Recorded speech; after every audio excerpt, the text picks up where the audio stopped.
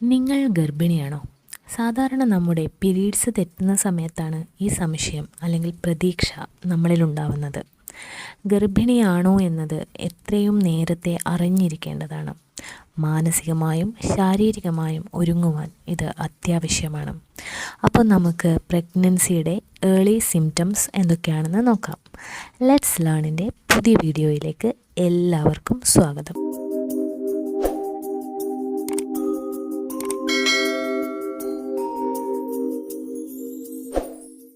ഒരു സ്ത്രീ പ്രഗ്നൻ്റ് ആണെങ്കിൽ അതിന് ഏറ്റവും സാധാരണയായി കണ്ടുവരുന്ന ഒരു സൈനാണ് മിസ്ഡ് പീരിയഡ്.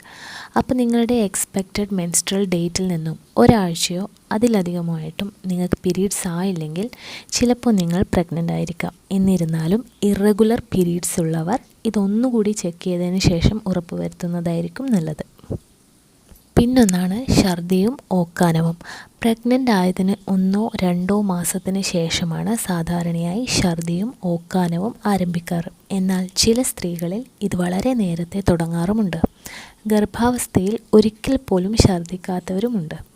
നമ്മുടെ ബോഡിയിൽ പെട്ടെന്നുണ്ടാവുന്ന ഹോർമോണൽ ചേഞ്ചസ് മൂലമാണ് ഇങ്ങനെ ഛർദിയും ഓക്കാനവും അനുഭവപ്പെടുന്നത്.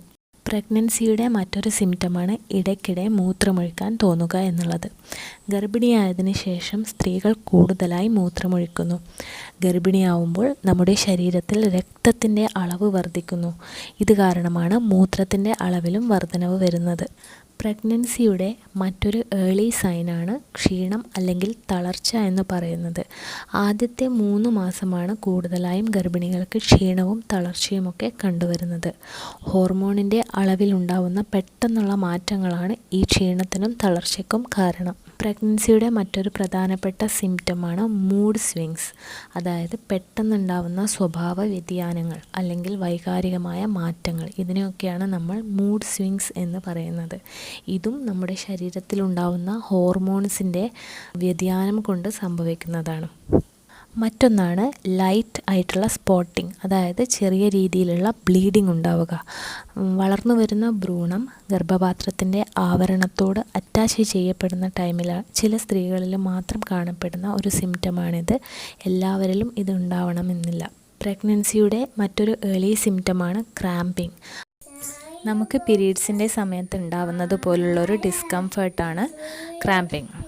ഏറ്റവും പ്രധാനപ്പെട്ട മറ്റൊരു സിംറ്റമാണ് ഭക്ഷണത്തോടുള്ള വിരക്തി. ചില ഭക്ഷണത്തോട്, ചില സ്മെല്ലിനോടൊക്കെ നമുക്ക് ഇഷ്ടമോ ഇഷ്ടക്കേടോ തോന്നുക. ചില ഭക്ഷണം കൂടുതലായി കഴിക്കുക, ചിലത് കാണുമ്പോഴേ ഛർദ്ദിക്കുക. ഇതൊക്കെ പ്രഗ്നൻസിയുടെ സിംറ്റംസിൽ പെടുന്ന ഒന്നാണ്.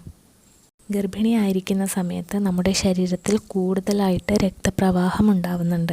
ഇത് കാരണം മറ്റ് പല മാറ്റങ്ങളും ഒരു പ്രഗ്നൻ്റ് ലേഡിയിൽ ഉണ്ടാവുന്നുണ്ട്.